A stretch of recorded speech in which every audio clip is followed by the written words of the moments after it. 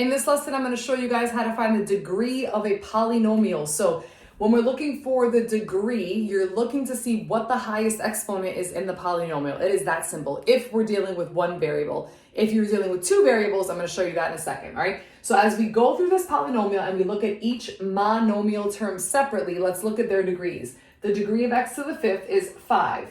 Negative 3x to the seventh is 7.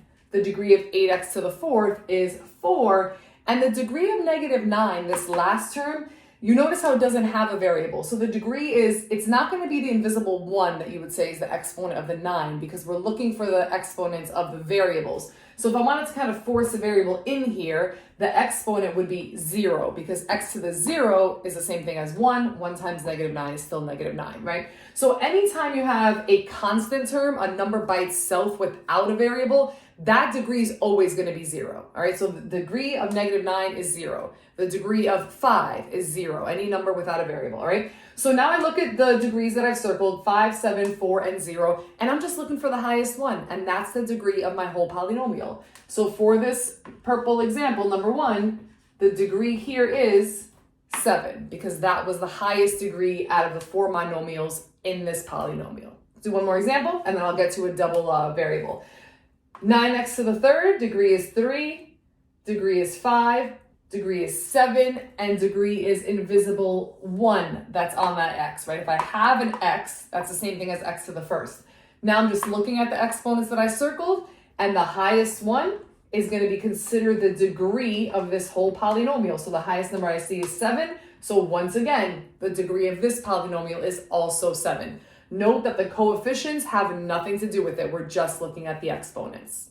Okay, if I have multiple variables, the process is a little bit different. So when you're looking for the degree of a monomial with multiple variables, you actually have to add their exponents. So looking at this monomial, 5x to the fourth, y to the second, the degree here is 6. All right, so I'm taking the two exponents that I have, 4 and 2, adding them up, I get 6. Once again, that coefficient is not part of this process, all right? If I look at the second polynomial where I have two terms now, what's the degree? So you're going to find the degree of each monomial, and then the highest one, just like the single variable, is going to be the degree of the whole polynomial. So when I look at the first term, the degree here for this term is, did you get it?